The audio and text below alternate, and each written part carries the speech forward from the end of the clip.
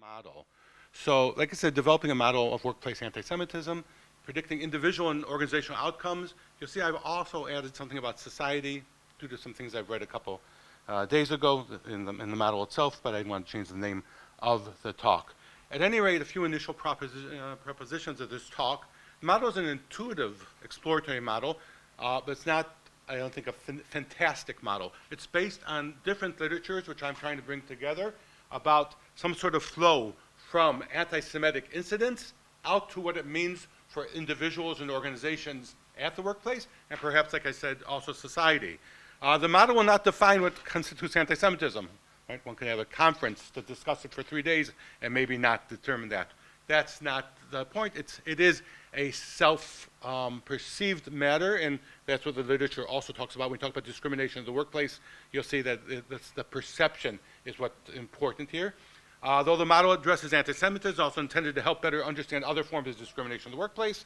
Self-reports are used, like they said, that's the usual litmus test, and the model suggests that effects are moderated, not deterministic. Okay, why study anti-Semitism in the workplace? Because we spend a lot of time at work, okay?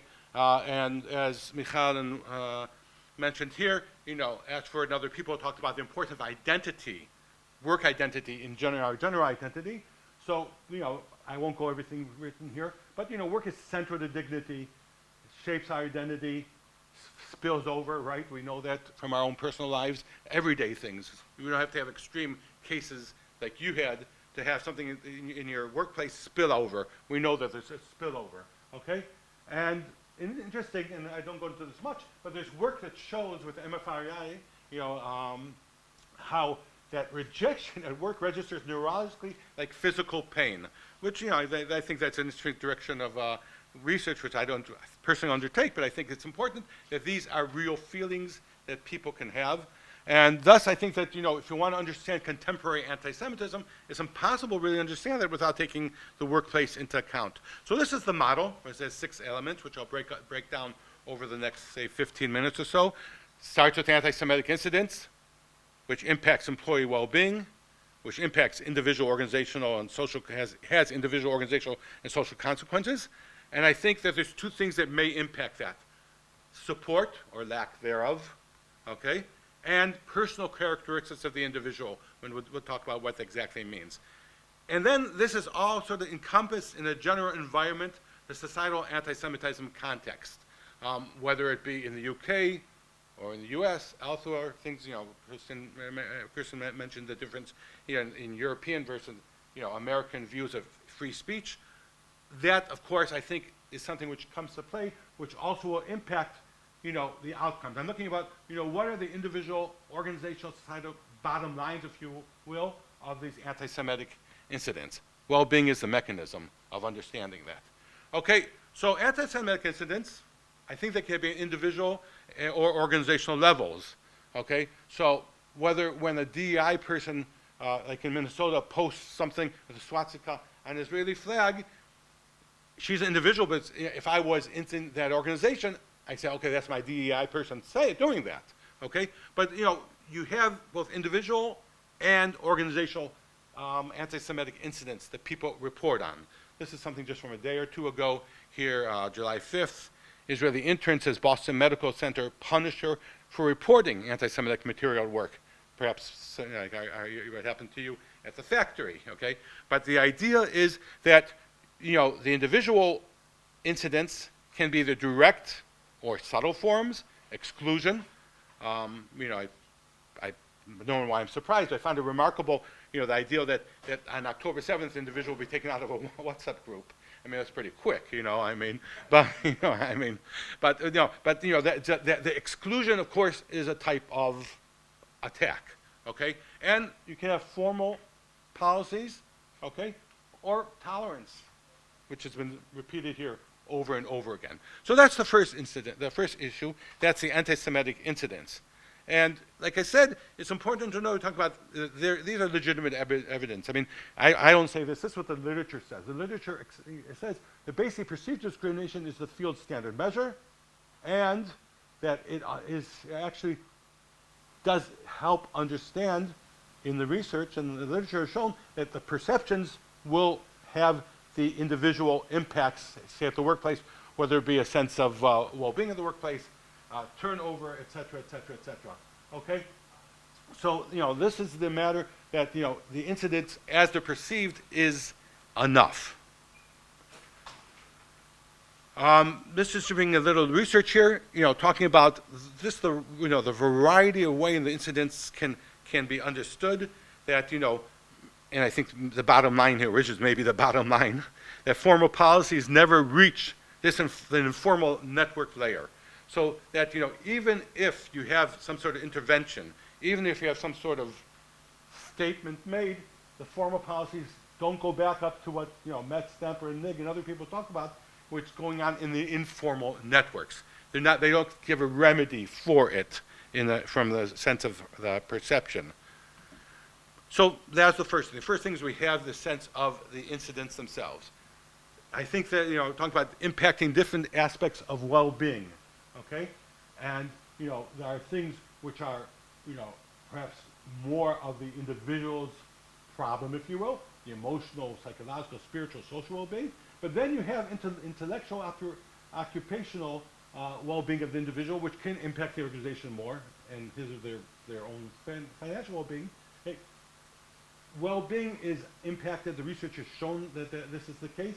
And what I'm trying to predict in the model is, how different anti-Semitic incidents, including, if we take into account the moderating matters, how that may impact the well-being. But the well-being is the mechanism, okay, which links the incident to the outcomes, okay? And positive well-being strengthens the satisfaction performance relationship. That's one thing I threw in there. But, there's a well-developed literature talking about the impact of well-being at the workplace in general, and important individual and organizational outcomes, and also with regard to how the disruption of that well-being, okay, and how discrimination as a disruptor, okay, can impact the organization. Okay, the employee well-being, taking a different look, I mentioned here emotional and affective sort of as different aspects, and I just wanted to point it out for a second, and this might be going out to the spiraling thing that Michal was talking about, is that you have emotional, there's an event, and the affective is the fact that there may be something just spiraling, circling around, it remains there, it remains unresolved, and that will create a general mood. That's the difference between emotion and affect, okay? At least according to some of the research. And I think that's important to take into account, that you basically have a situation of maybe ongoing anxiety and fatigue as far as the individual feels at the workplace due to maybe this anti-Semitic experiences that they had, whether it be one or multiple. The question is, what might moderate that? Because I don't think it's deterministic. Okay? Okay? There are things which may be deterministic in life. I don't think this is one of them. Okay? But what moderates that? I would say support. Okay, support from both the individual or social level. Okay, so going out to maybe the person in charge. Your interaction with the HR person wasn't very helpful, but in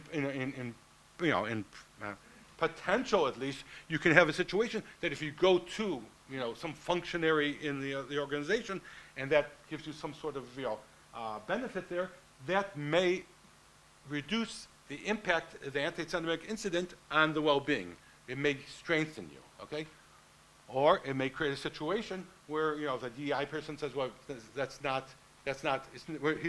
part of the game. This Jewish student isn't part of it. The Palestinian student is, which is a sort of a good mental acrobatics they did there. But that would of course would make the anti-Semitic incident affect well-being more so, the lack of support.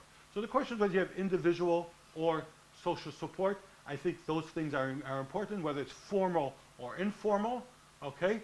And also just offer to those directly impacted or indirectly impacted, because there are other Jews at the workplace. Just like, once again, there's in general minorities. There's other Jews, other minorities at the workplace. So if one individual has, finds a swastika on their locker, one individual, is sort of attacked at a faculty meeting, or ostracized in a faculty meeting, the question what other Jewish student individuals may feel though. Okay, so once again, going back to the model, just to remind us where we're at, okay, that you have this anti-Semitic incidents impacting employee well-being impacting individual, organizational, and societal consequences, and two moderators. One, the amount of support and the type of support that one may experience or not experience, okay, and personal characteristics. And I think the personal characteristics were spoken to here also, trying to identify or say what is this Jewish identity. I mean, that in and of itself, I think would be interesting. How important, and this is something I can say, this is a model which I hope to test, how important a pre-existing Jewish identity may be to this path, which, from the incident to the well-being to the outcome, and the perhaps evolving Jewish identity, okay? But also more basic personality characteristics, okay? Whether, when the more accepted or popular approaches is this approach by the Big Five or Ocean, where you have certain characteristics of the individual which is seen to be predictive of all sort of outcomes at the workplace and elsewhere. The question is whether someone's neuroticism, their extroversion.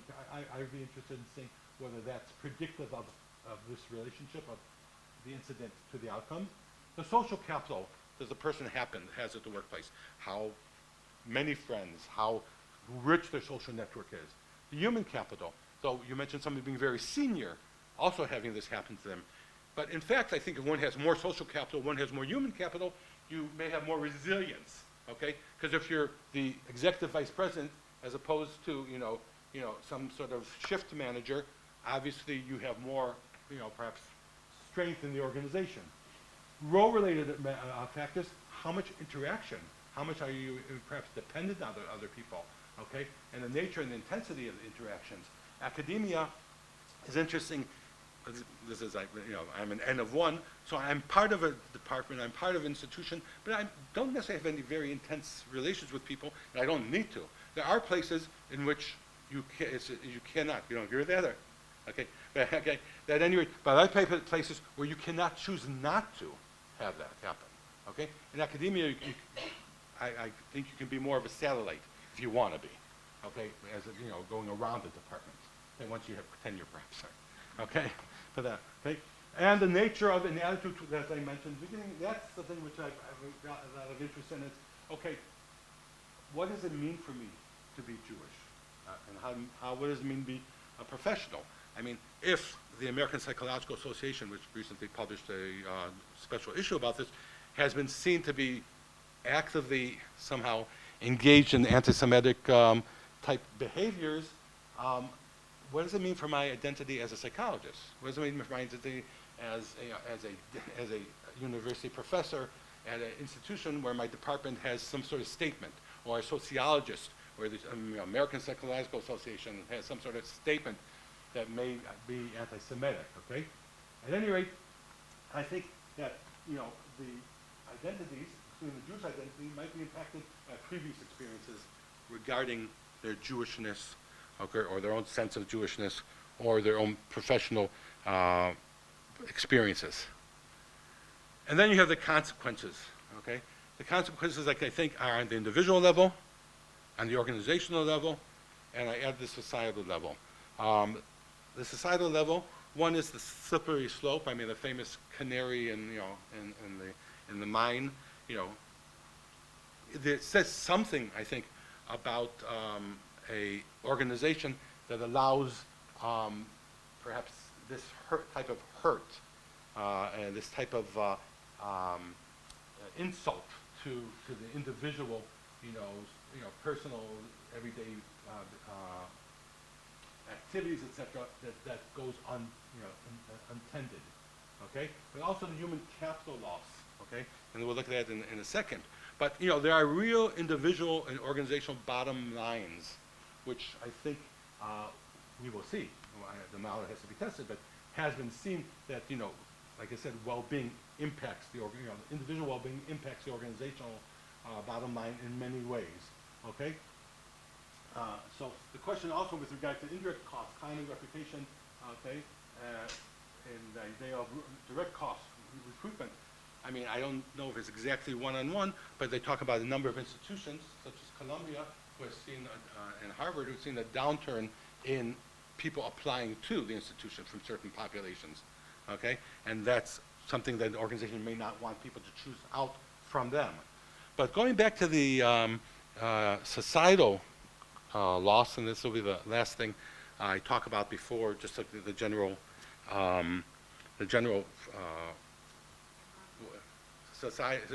societal background, is something I ran into just 2 days ago. This is related back to this intern, who was an Israeli intern, who said that she was excluded for being Israeli and being seen as a Zionist, et cetera, et cetera.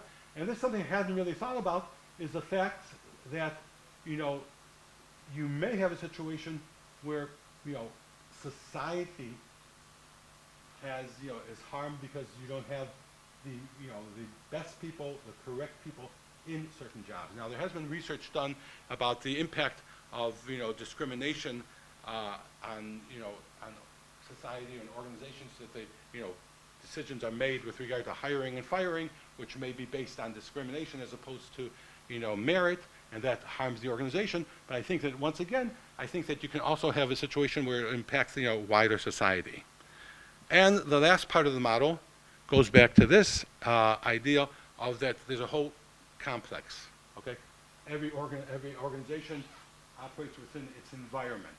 This environment can be determined, many different things can, you know, can be seen as part of the environment, but if you look at the general, perhaps, acceptance in that area, okay, even a geographic area, talking about Minnesota, you know, I don't know much about Minnesota. I grew up in Michigan, but I don't know much about Minnesota.